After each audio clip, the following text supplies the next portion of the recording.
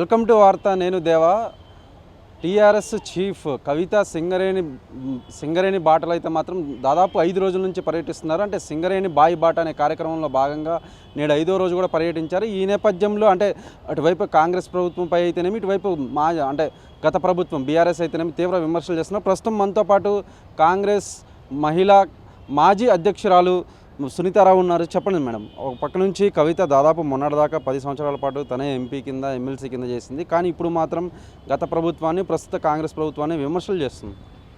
విమర్శలే మిగిలిపోయినాయి. ఆమెకి పార్టీ పెట్టినంత మాత్రాన చేసింది ఏంది? 10 ఏళ్ళు వాళ్ళ తండ్రి గారితో మరి ఆమె పనిచేసినప్పుడు ఇవన్నీ విషయాలు ఆమె గుర్తు రాలేదా? ఇప్పుడు ఒక పార్టీకి అధ్యక్షురాలు ఆమె పోయి మాట్లాడుతుంది. సరే, మాట్లాడాల్సిన అంశాలపైన మాట్లాడితే బాగుంటుంది.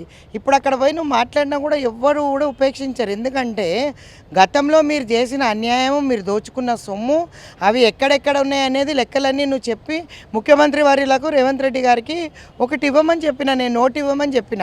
ఓరల్గా చెప్పడం కాదు, ఆమె చిత్తశుద్ధి ఎక్కడైనా ఉంటే వాళ్ళందరి మీద చేసిన కరప్షన్ ఎలిగేషన్స్ ఏవైతే ఉన్నాయో దానిపైన ఇచ్చి మాట్లాడితే బాగుంటుంది.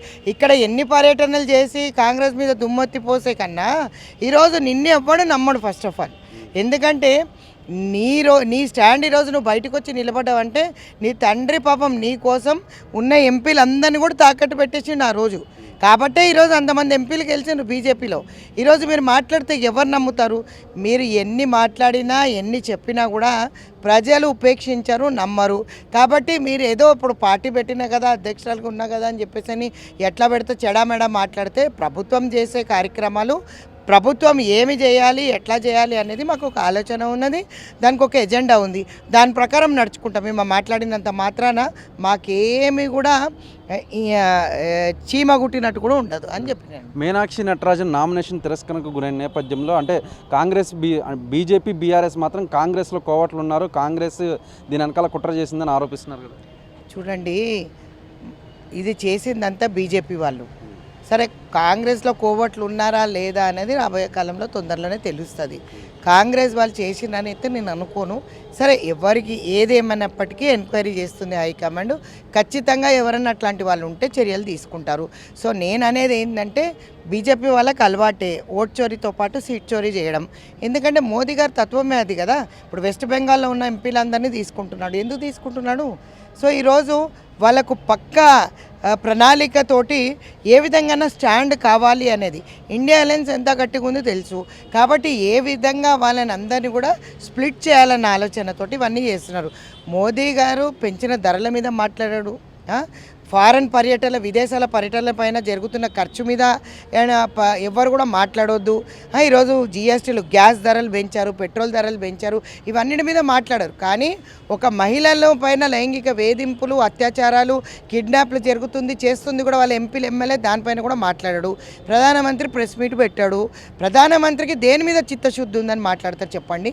ఈరోజు చేసిన ఘనకార్యం సిగ్గుచేటు. మహిళలందరూ ఖచ్చితంగా రాబోయే కాలంలో బుద్ధి చెప్తారు. ఎందుకంటే ఏదో ఆ రోజు బీఆర్ఎస్ అధినాయకుడు చంద్రశేఖరరావు గారు పెట్టిన భిక్ష అనుకోండి ఎంపీలు గెలిచారు. కానీ ఇప్పుడు మాత్రం తెలంగాణలో ఏ మహిళ బీజేపీకి ఓటేయాలంటే 1-2 సార్లు ఆలోచిస్తుంది. గ్యాస్ ధరలే కానీ, పెట్రోల్ ధరలే కానీ, ఈరోజు వస్తున్న జీతాలు ఎంత, పిల్లల ఖర్చులే కానీ ఏ విధంగా మోస్తారండి సామాన్య ప్రజలు? ఈరోజు ఆయన నిజంగా కూడా సంసారం చేసినట్టయితే గ్యాస్ ధర ఏందో తెలిసేది, నిత్యావసర సరుకుల ధరలు ఎట్లా పెంచినారో తెలిసేది. పాల ధరలు పెంచుతిరి, అట్లీస్ట్ కట్టుకునే బట్టలపైన జిఎస్టీలతో పాటు చంపేస్తున్నారు. ప్రతిదీ రూల్ పెట్టి ఆన్లైన్ పైన మీరు దోసుక తినేటి అన్నీ కూడా ప్రజలన్నీ గమనిస్తున్నారు. ఇక్కడైతే తెలంగాణలో అయితే ఖచ్చితంగా చెప్తా, బీజేపీ వాళ్ళకి మాత్రం ఈసారి జిహెచ్ఎంసీలో డిపాజిట్లు వస్తాయో రావో మహిళలే ఖచ్చితంగా బుద్ధి చెప్తారని చెప్తున్నా. చూశారు కదా, మొత్తం మీద కనుక మనం చూసుకున్నట్లయితే రాబోయే రోజుల్లో బీజేపీకి మహిళలే బుద్ధి చెప్తారని, అటువైపు జిహెచ్ఎంసీ ఎన్నికలైతేనేమి, 2028లో జరిగే ఎన్నికలైతేనేమి, వీటన్నిటిలో కూడా బీజేపీ తరపున ఏ మహిళ కూడా మద్దతు తెలపదు, ఓట్లు లేదనైతే మాత్రం కాంగ్రెస్ మహిళా మాజీ అధ్యక్షురాలు సునీతారావు చెప్పుకొచ్చారు. మన కార్తీక్తో దేవా వార్త.